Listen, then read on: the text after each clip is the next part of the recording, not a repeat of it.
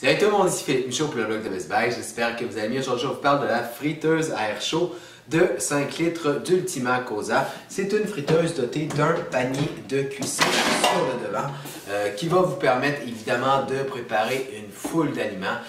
On pense notamment à du poisson pané, à du poulet pané. Mais ce qui est bien aussi avec ce panier-là, c'est qu'il est assez grand pour vous permettre donc de mettre un poulet entier et même un rôti. Le panier lui-même est en deux pièces, si on dit deux morceaux.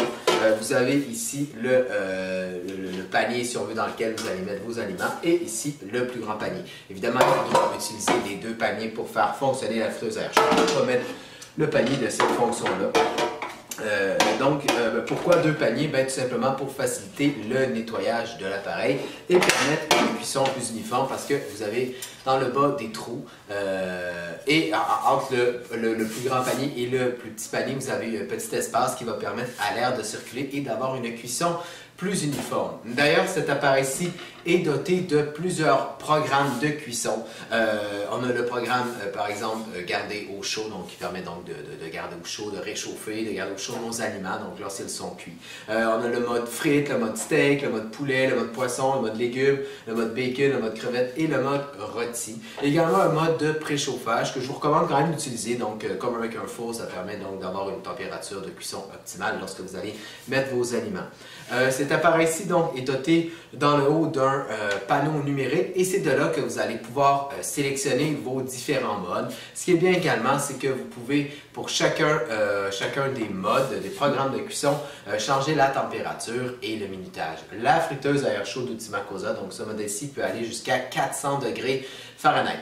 Pour ce qui est du temps de cuisson, eh bien j'ai été surpris, le temps de cuisson est plus court, donc quelques minutes plus court qu'avec par exemple un four traditionnel. Par exemple pour du poulet pané, on suggérait une cuisson de 450 degrés, mais ici j'avais une cuisson d'environ 360 degrés et malgré qu'il y avait presque 100 degrés Fahrenheit de moins, le poulet a été cuit plus rapidement, en fait environ 4 minutes plus rapidement, ce qui était très bien.